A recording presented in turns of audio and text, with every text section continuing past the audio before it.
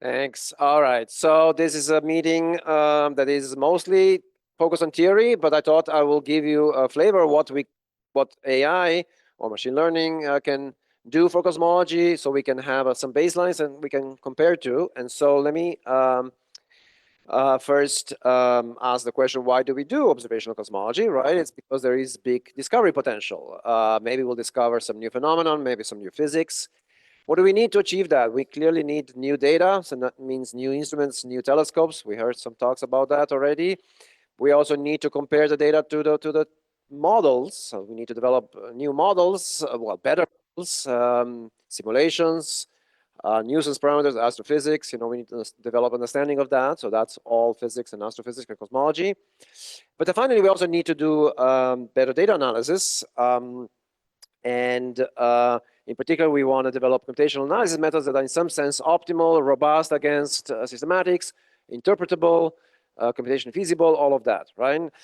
Now, of course, even if we put all of these together, there's no guarantee that we'll discover something, but we should do our best, and maybe there's something to be discovered in the future. The goal of my talk is to try to convince you is that at least on this part here, AI and tools can help us achieve these goals, these data analysis goals, often in a way, often with much less effort than traditional methods. Okay, so, all right. So how do we use AI in cosmology? What is AI? After all, it's data-driven approach to data analysis. Okay, so typical application is data inference, where we learn some probability of, let's say, parameters. Let's call them cosmological parameters Y, give us some data X. But we have other applications. For example, we may want to look for anomalies in the data. We may want to use AI as a simulator to generate new data and things like that. Okay, so in AI in general, we do this by having some training data, some pairs of data and the labels. So think of this as data and cosmological parameters to learn this posterior. But we, of course, don't have the real data to train on because our universe, well, we only have one universe, we only have one set of cosmological parameters, we don't even know what they are, right? So clearly we cannot do this with the real data, so we instead replace it with simulations. So this is what often called the simulation-based inference. It does go under other names, but this is the most common name these days. Okay, so all right, later I'll also quickly mention just just give a shout out on the things like foundation models and agents. But for now, let me focus on simulation-based inference. Okay, so again, you have some training of simulations now, because in simulations we know the answer, X and Y pairs, and we use this to train some model to predict things. What the simplest thing we can do is to train maybe on just the mean prediction, let's call it Y. So you have some neural network model, you try to minimize this loss function over all possible training data. That's the basic approach. Somewhat more sophisticated approach is to replace this prediction of just the mean with the probability distribution, with the posterior, right? So in other words, we learn the posterior P of Y given X, which the posterior may, of course, be approximated as a simple Gaussian, in which case we go back to the mean and the variance of that mean, for example. Or we can do something more sophisticated using normalizing flows to get some more complicated posteriors. All right, so this is what is called neural posterior estimator. But there's another way to do this, which is to learn, instead of the posterior, we learn the likelihood. What is the likelihood of the data? Conditional likelihood of data is the P of X given Y. And so we can also try to learn this. This ends up being more expensive because data are usually much more higher dimensional than the parameters.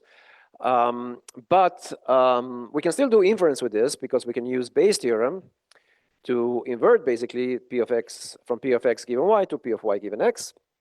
But we also get more information. For example, we can do anomaly detection, generative modeling, like that. Okay. So cosmology status report. Okay, I don't need to talk about this stuff here. Just to remind everybody that we do have a standard model, with 5 or 6 parameters that works pretty well. Again, I need to mention this. We already heard this. We are in an era of a lot of surveys. They come in different flavors, CMB experiments, photometric experiments such as Rubin, and spectroscopic experiments such as DESI. All right, current baselines are essentially for the most part, power spectrum, and sometimes we throw in bispectrum. We know that power spectrum is enough for the CMB, but we also know that when it comes to galaxy clustering, for example, and recleansing, there's probably more information. If you look at the image of the galaxies, it doesn't look very Gaussian, right? And so there's probably more information in there that we can possibly extract.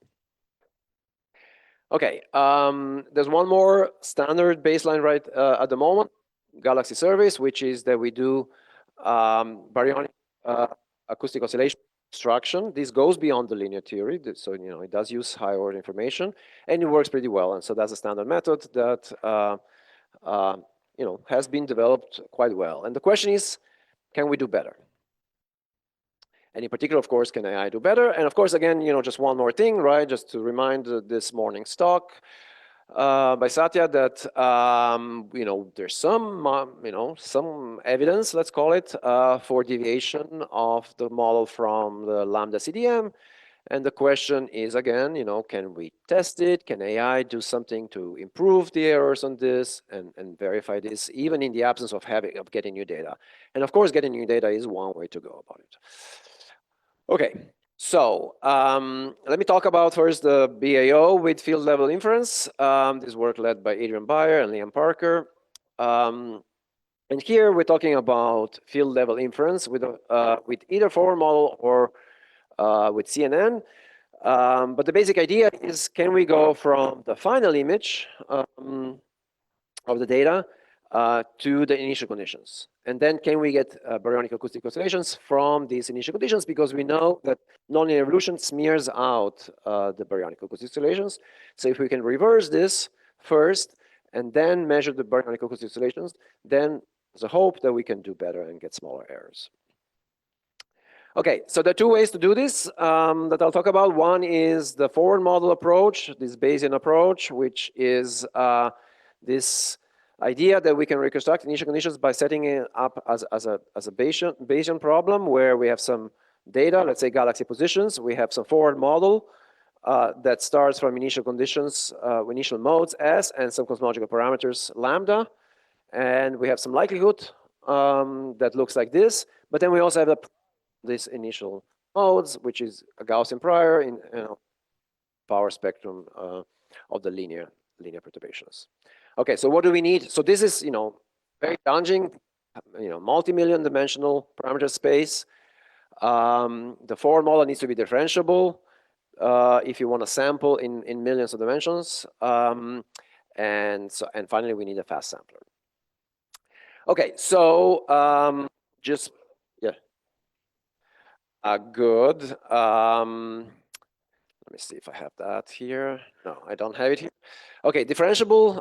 Let me explain it here on this slide. So first of all, we have, what's the forward model? Forward model, you start from some initial conditions, Gaussian initial conditions, and you end up, so typically we would run this through an M-body simulation, and then finally we'll have maybe a simple biasing model to go from M-body to galaxy. All right, so now, however, if you want to do sampling of all of these modes here, S, you need to take a gradient. You need to be able to take a gradient of this, and that means a gradient of this forward model. So how do we do this? Well, we do the backpropagation through the M-body simulation. Okay, so we basically need to take partial derivatives with respect to this backwards, right? So that means that's very common in machine learning. Actually, this is what networks do, right? We have all this backpropagation of neural networks. Here we do exactly the same thing on M-body simulations. So that means you need to have few time steps. Typically, at least in our applications, we have fast PM. We have 5 or 10 time steps, up to 40 maybe, so that you don't have too many layers in between that you have to store. Actually, these days we don't store anyways, but yeah, still, right? That the cost scales up with the number of time steps. So that's the basic idea, that you can do that you take the gradient respect to initial. These are million dimensional or a billion dimensional gradients. Okay, so that's how we do differentiable fast forward models with n-body simulations. Now, however, there's still a problem in the sense that people have shown that when they do this, they run samplers, MCMC samplers. These samplers are very, very correlated. So, for example, here is an example from this paper. This is 500,000 dimensional case. These are, you look here at the correlation length. This you see basically this is sampling omega matter, right? You see the value hasn't changed really over let's say 10,000. This is 10,000 steps, but each step actually has about 50 calls because this is Hamiltonian Monte Carlo. So you're talking about correlation lengths of order of, 500,000, right? So it's just insanely large correlation length, right? That means you need to literally run, almost 1 million simulations, forward model simulations, in order to get one independent sample. That's extremely expensive. All right, so this took us, at least my group, into a very long and I would say somewhat fruitful side track, which is developing new samplers, new gradient-based samplers. And so that's what we came up with, microcanonical Hamiltonian Monte Carlo. And the idea is, can you develop a method where so basically, take a step back. So Hamiltonian Monte Carlo is basically, you can think of it as a canonical distribution. So probability density is proportional to e to the minus h. So there's a Boltzmann factor there. Now, what is h? H is a Hamiltonian, which has momentum and has a log target. And so the basic idea, you sample over this, you run these trajectories, you need to resample momentum every now and then when you project it down to just the positions, you get the target distribution. And what is nice about this thing is that it moves around the phase space very rapidly.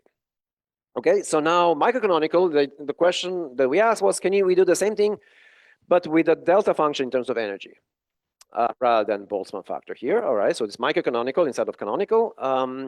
And it turns out, yes, you can do this. It turns out also that the kinetic energy of this Hamiltonian term is very unusual. It's a log of momentum square rather than momentum square. And there are many different formulations of this. One can actually rewrite this into variable mass model as well. Okay, so but the bottom line is, yes, this is doable. Just to give you maybe, let's see if this is going to work, an idea. All right, so this is basically what Hamiltonian Monte Carlo does. You see, it goes slow on the edges and fast to the center. This on its own, therefore, will not give you the correct distribution, right? Because it should go the slowest here, because this is where the highest density is, right? Instead, it's doing just the opposite, right?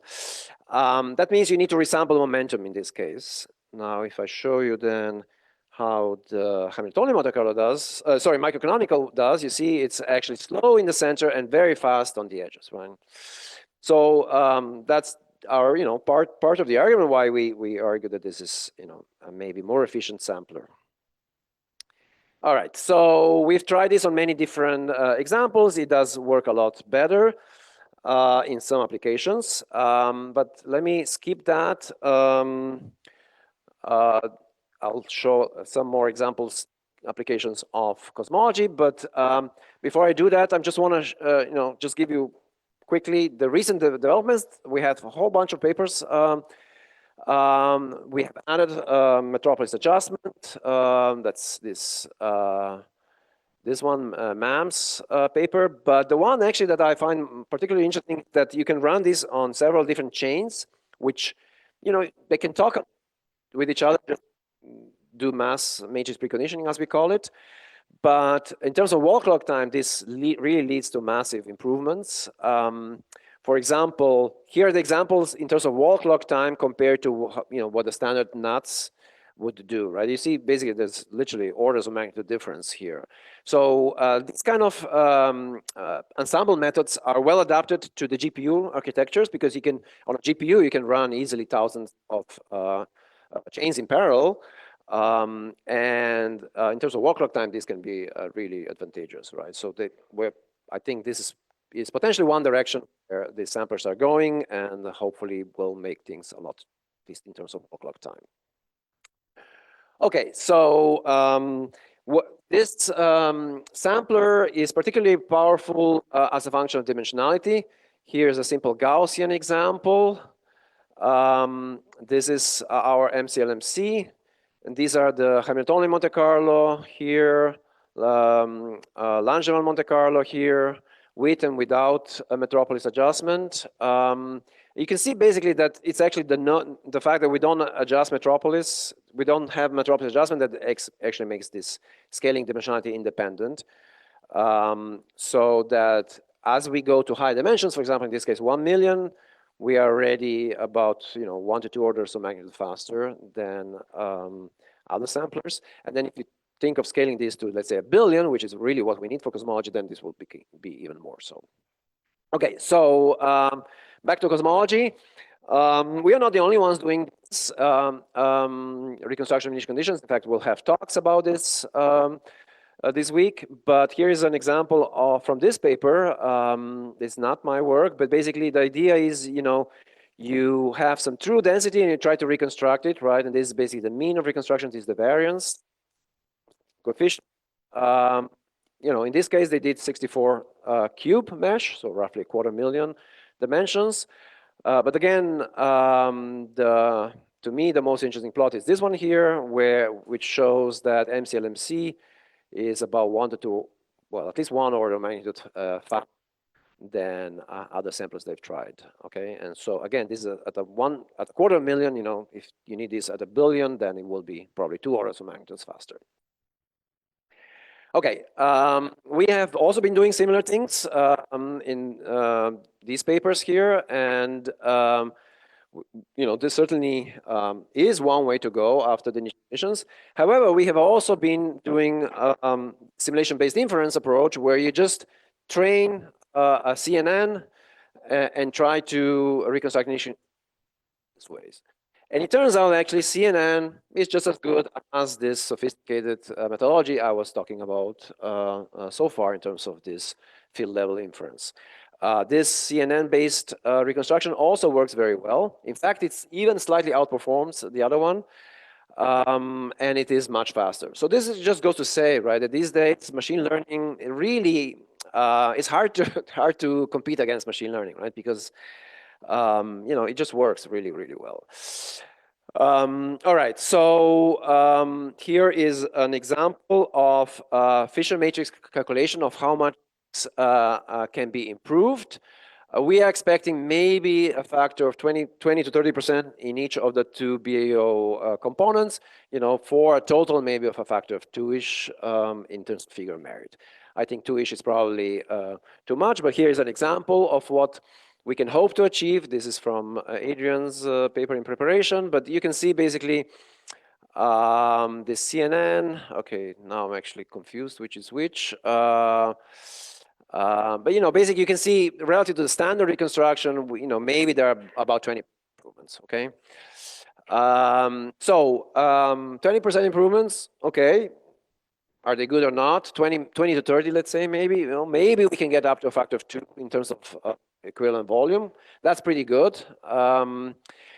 Basically, if there are 3 sigma deviations from 3 sigma evidence for dark energy, if the central value doesn't change, maybe 3 sigma will become 4 sigma.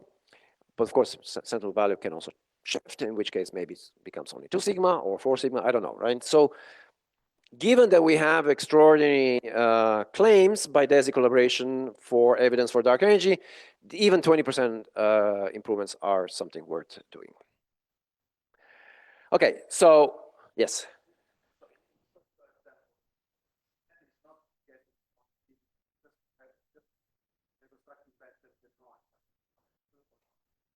I think CNN, the way I think is that CNN is doing what this machinery here is doing, just faster and just based on the training on the simulations, right? That's what it's doing. It's still reconstructing the same initial conditions. It just does it even though it's very high dimensional, right? We're talking about millions or billions of parameters. It does it very well, seemingly so.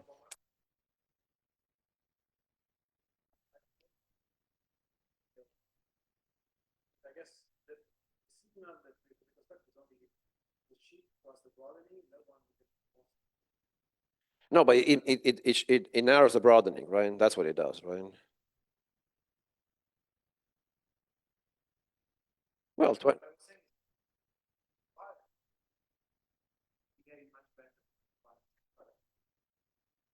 uh, it makes the peak about 20% narrower. Does that answer your question? Yeah, that's not a reconstruction. Yeah, yeah, yeah, yeah. And it's not much, right? But it is something, no? Okay, so let me move on to another application. This one in the case of weak lensing. Okay, so this work led by Biwei Dai. So in case of weak lensing, what we do is we have background galaxies. They travel through the universe. They're observed by Rubin, and the light gets deflected, as we know. And so even if they all started with some ellipticity pointing in the same direction or something like that, or maybe they're circular galaxies, then due to this lensing, we get this shear. The galaxy images get sheared, and they get sheared in a correlated way, so that if we include these correlations, we can reconstruct the projected total matter density along the line of sight with some kernel. Okay, so that's the basic idea of weak lensing. Again, here we can train this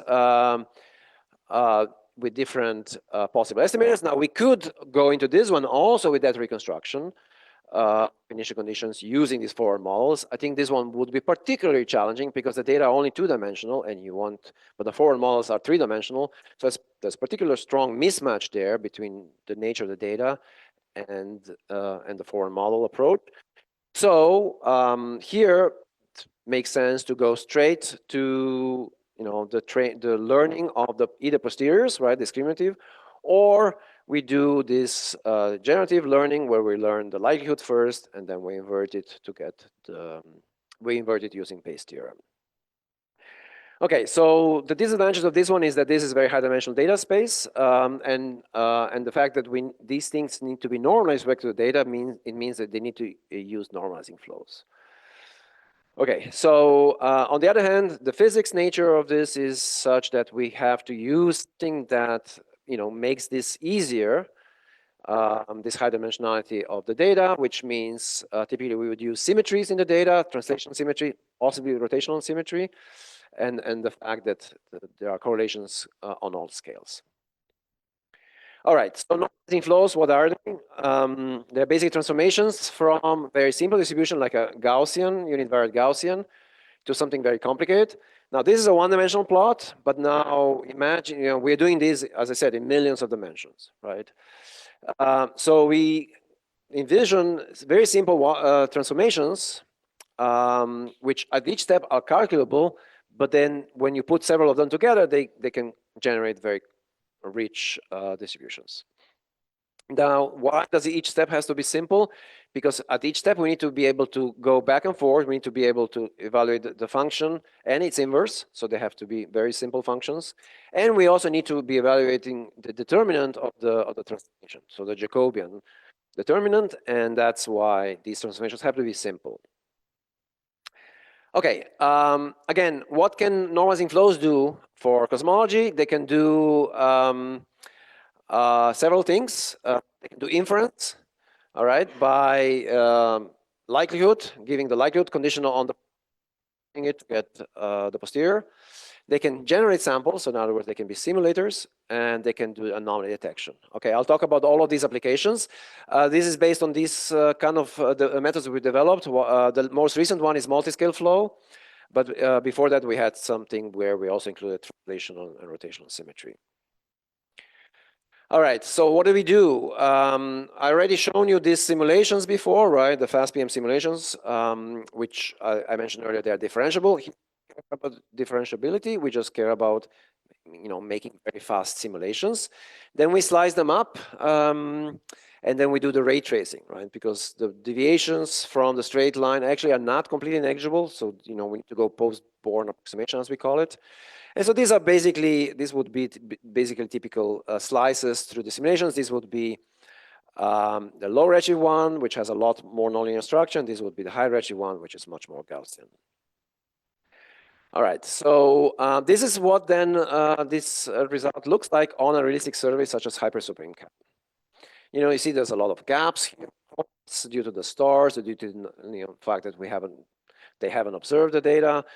So, but this is what the realistic simulation of the data looks like. So now we have relation of the data. Now we do this as a function of a bunch of cosmological parameters, Ari, sigma 8, and omega matter. And so now we start training the model. The model is this multi-scale flow, which is wavelet based. And the idea is that we decompose it into different scales. We take, for example, high resolution, in this case, 256 square. And then we decompose it in a lower resolution, 128 square, and the differences. So we haven't lost any information. These are all bijective transformations, always, right? The final model still has exactly the same dimensionality as the data itself. But nevertheless, this scale decomposition enables us to do these conditional dependencies simpler, right? So we write, for example, the likelihood here as the likelihood of the lower resolution and the differences, these three differences, conditional y. But then we only decompose this one here, right? This one here into 64, right? So we go to the next level. And again, this, which is 64, and the three differences, right? So 4 times 64 is 128. 4 times 64 square is 128 square. And the same, we keep going down, right? And then the last layer, we just do the full correlations. All right, so that's how we do this. And then we train this. First, we train by maximizing the likelihood. And later, we also actually add some discriminative objective training as well in order to get better posterior estimations. Okay, as I mentioned, there are three applications of this. One is simulations. We can start, now here we go in reverse process, right? We first start, let's say, with a low resolution, I don't know, let's say 64 square.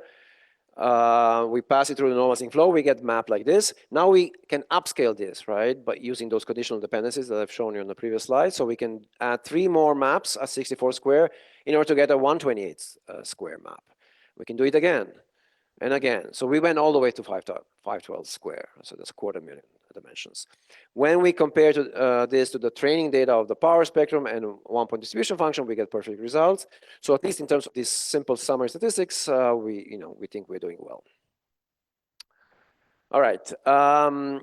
Robustness. How do we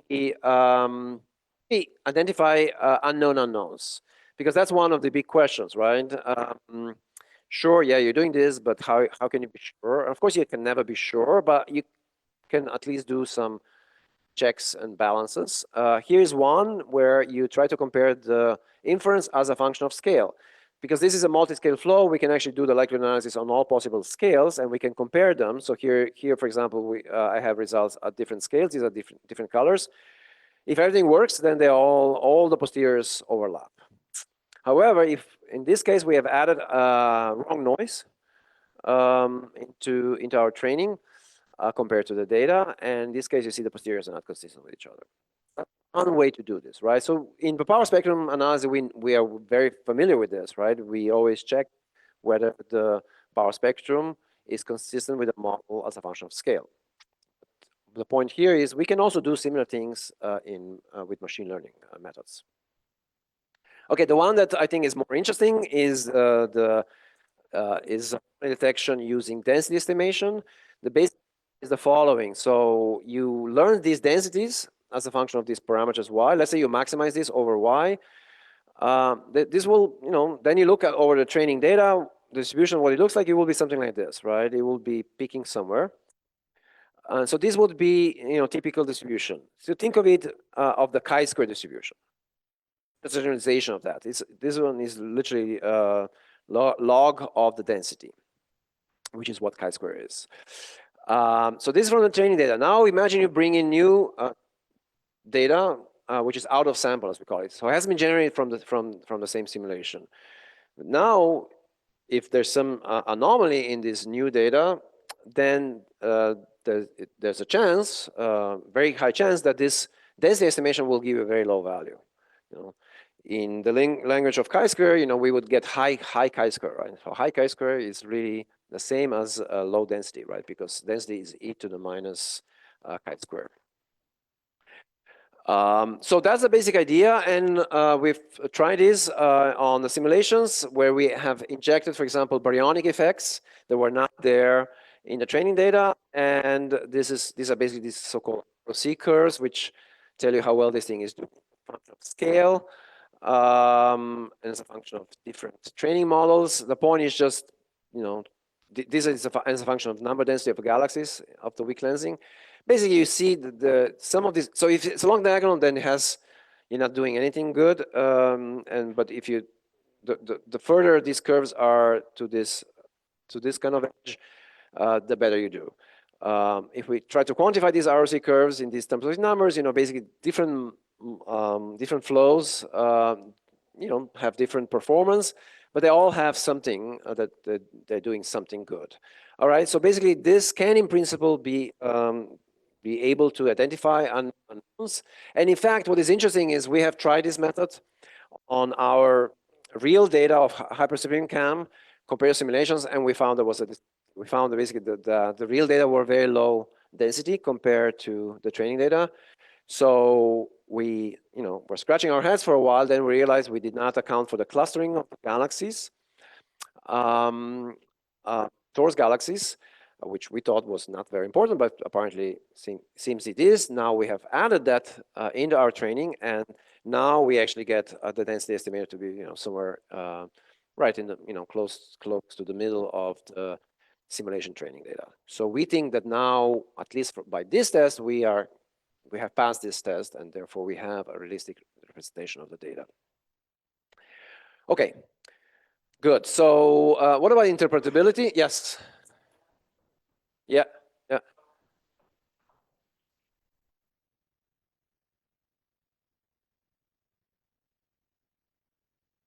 No, machine learning will not tell you that. Yeah. Yeah. Of course. Yeah. Yeah. Machine learning will not tell you that. So we had to, investigate what could be the source. Yeah. But at least it tells you that something is wrong, right? Yeah.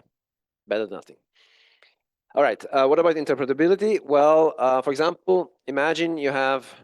So these models can give you some interpretability in the sense that you can visualize things, because this is a full normal flow. You can, let's say you have input data. Let's say you do this posterior analysis. You find, let's say, low sigma 8. But then you ask, okay, well, why isn't it high sigma 8, right? Right, you can go and look for the same latent space realization. You can go reverse with a high sigma 8 value. You get a new map. And I can take a difference between the data and the new map. And this is what it looks like, right? And so basically what you see that most of the difference comes from these high density regions, right? Maybe clusters, but maybe, just clusters, but also, just higher density regions. And so what this is telling us, basically what this is telling, is that the high sigma 8 model predicts halos which are, too massive compared to what data analysis is giving us. This is just an example, right, of how we can also provide in some interpretability where the additional information is coming from. All right. Now, we haven't finished our analysis yet, but we are currently running it as a function of, so we have added baryonic effects, intrinsic alignments, and so on. And this is just this analysis done on simulations, and it's on some of the simulations we find really, really significant improvements. Not on all of them, though. So this actually seems to be quite realization dependent. So we'll have to see what the real data give us. But yeah, in some realizations, these are really massive reductions in terms of omega matter and S8 compared to the power spectrum analysis. So here the green is the power spectrum, or red is this multi-scale flow, and you can see basically in terms of figure of merit, right? Here at least it's a factor of 4 at least. So we'll have to see what we get on the real data, but I think it's promising in terms of being a lot better than the power spectrum.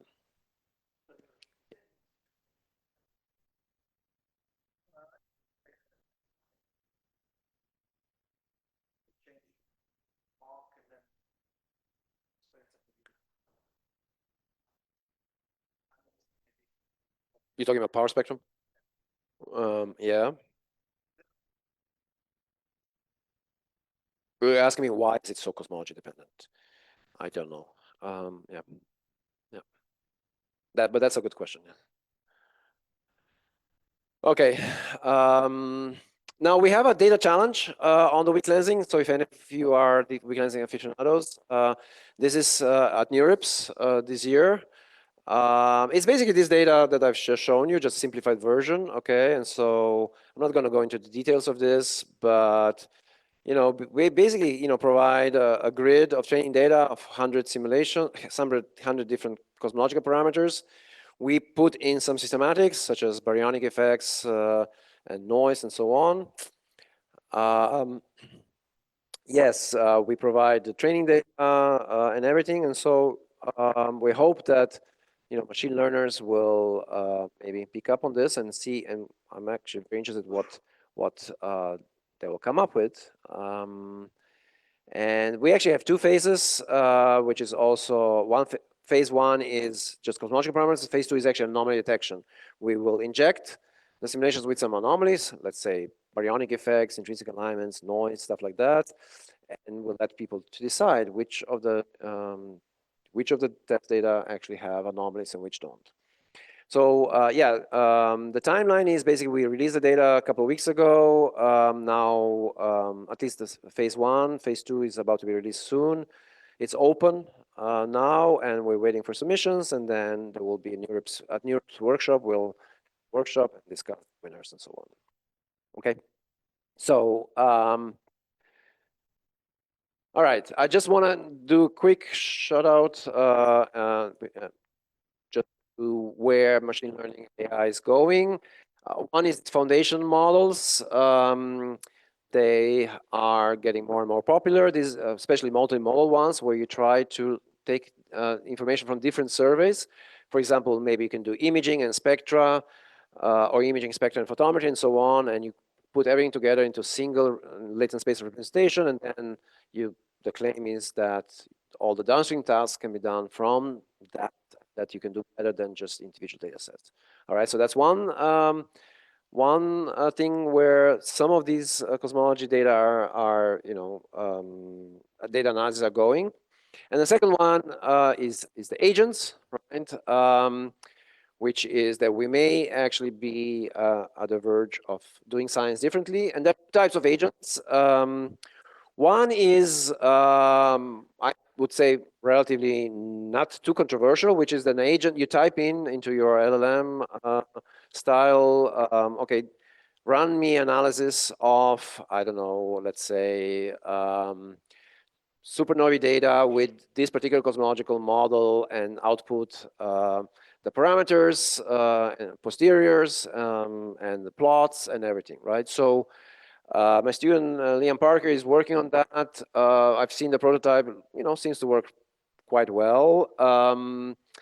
And the output is also reproducible in the sense it outputs the notebooks, the GitHub repository, and everything. Okay, so that's one way how we are going to be taking advantage of this AI machinery for our own work in the future. The second one, which is a lot more controversial, is this project Denario, which is Paco Villascusa Navarro is doing, and a lot of other people, where you just prompt, write me a paper on something, and then out comes a paper, right? Now, and so that one obviously is controversial, right?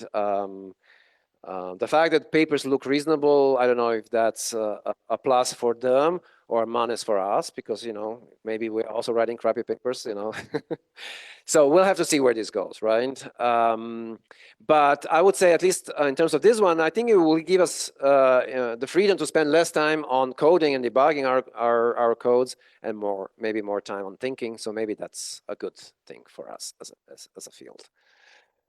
All right, so that's a summary. So I haven't talked about the state of cosmology. I think, despite all these noises that we hear, which sometimes are time dependent, I think Lambda CDM is still in a good shape. Yeah, I like to make this joke, right? Because 2 years ago, sigma int was low, now sigma int is high, right? So, which one is it? Okay, but nevertheless, AI has a lot of opportunities to improve current data analysis techniques. Sometimes we improve in performance. And of course, any improvement comes with a discovery potential, right? So maybe we'll get lucky. Maybe we'll make a discovery at the next round, and getting a better a BAO figure of merit along the lines I just talked about. That's a good start. Right? Maybe 20% improvement is exactly what we need to, as I said, to go from 3 sigma to 4 sigma, or maybe we'll go back to 2 sigma, in which case, well, there's nothing there. But the bottom line is AI help us to do data analysis faster, cheaper, better, and everything, right? And so we should probably pay attention to AI in the future as well. Thank you.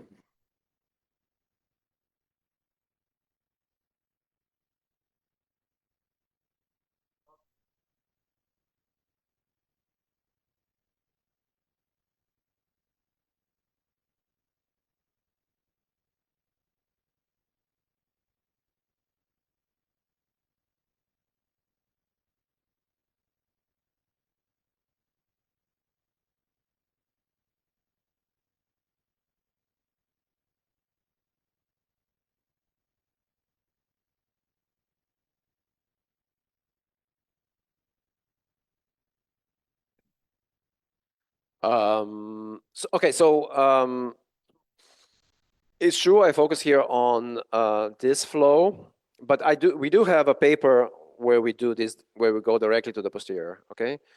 I left it out, but it turns out actually it's comparable. Currently, actually slightly worse than this. We're still understanding why. But you can go straight, with CNN straight to the posterior inference. So there's no issue. In fact, it's a lot easier, right?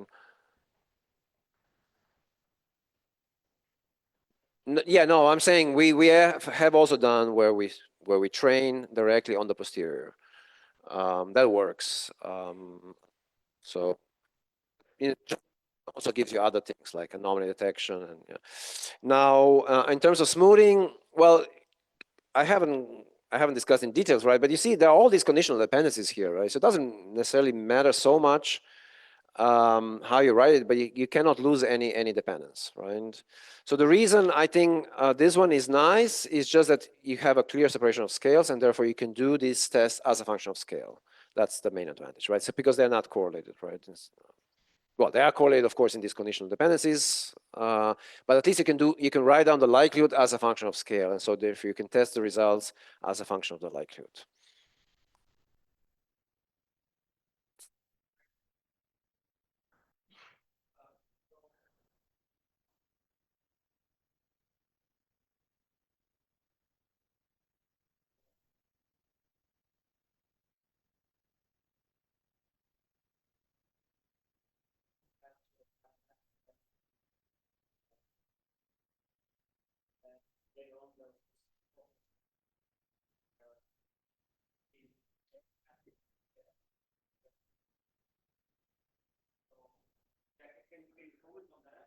Yeah, of course. Yeah, I've written several papers on this. You just look at this, right? All of these methods have exactly the same error, okay?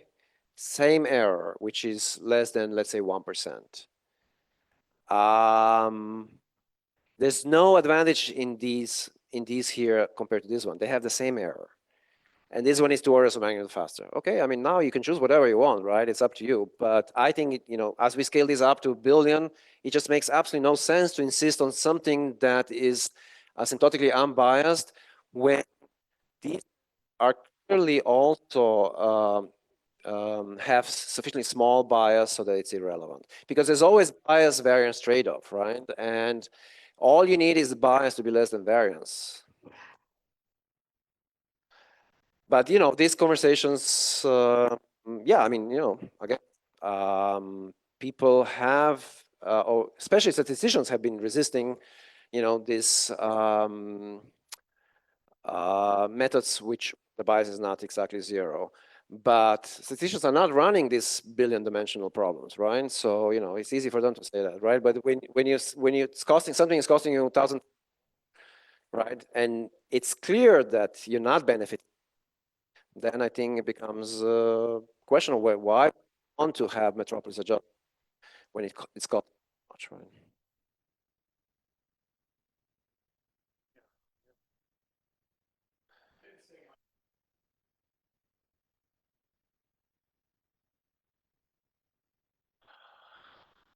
Oh, you mean for weak cleansing? Yeah, right now we are using well, NLA, right, nonlinear model with let's see, with I don't know. Stephen claims it's not, right? So on the other hand, these posteriors are already bad as they are, right? Um, yeah, this I don't know what. It's interesting because Elizabeth claims that this power law is way too broad.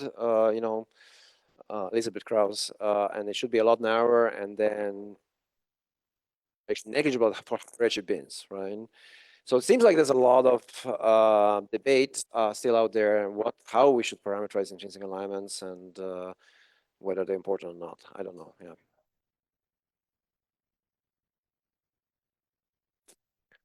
Oh yeah, we're not using perturbative models here. These are full simulations, right?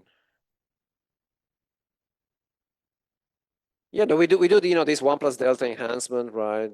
Which for now we are taking as dark matter, right? But bias is of order 1 for these galaxies, so maybe that's not so bad.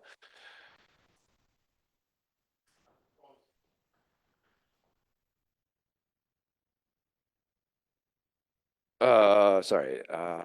Oh, LA is already right. We are delta is again fully nonlinear, right? Yeah. Yeah.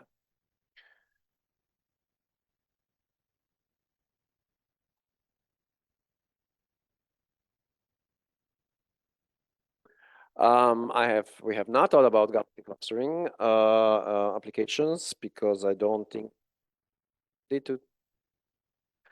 Um, well, actually, no, I don't know why I'm saying this. Of course, it, it, it would, yeah, 3D wavelet, yeah, it would go through, yeah. It's just, yeah, I mean, as I mentioned earlier, in a galaxy clustering, we went a completely different way, right? We went to this mapping from then all the covariance matrices and all of that, we built for the initial conditions, which we think are very close to Gaussian, and therefore the covariance matrix itself is very simple. Okay, that's our approach here. So that's even though yes, we have been doing all of the Bayesian initial condition reconstruction, I'm not sure it matters very much, right? Because you can also just do this mapping and then treat it as a Gaussian field.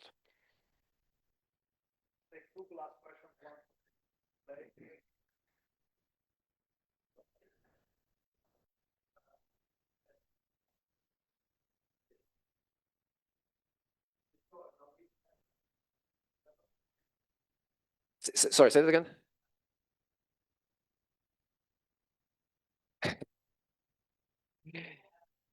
All right. I have two answers to that question. First of all, there are these delta Z3, delta Z4 parameters here, which are there exactly to account for that. But then, can I make a shootout for a paper that's coming out with student Jean and Satya, where we have actually used clustering redshift analysis with the DESI-DR2 data, and we get a perfect calibration here. And so these parameters got, we know exactly what the direction distribution is now. So to within something like 0.01. So I think that problem is solved or will be solved when the paper comes out.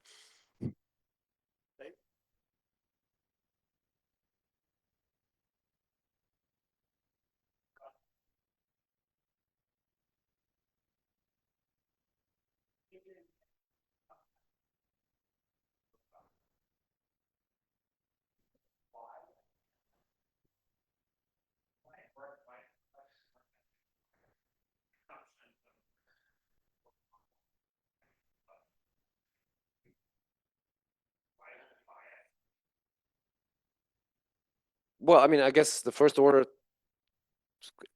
answer is that all of these effects are smooth, right? And so they're already small, but then as you take out nonlinearity, even more effects are taken out for the most part, right? In the standard reconstruction, they're already taken out somewhat, right? Zeldovich and blah, blah, right? And here, of course, since to the initial conditions, they're taken out even more.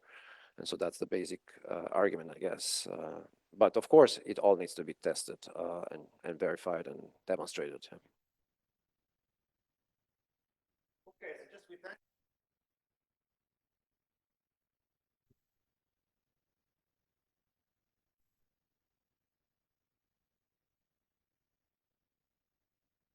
That means 30, 45.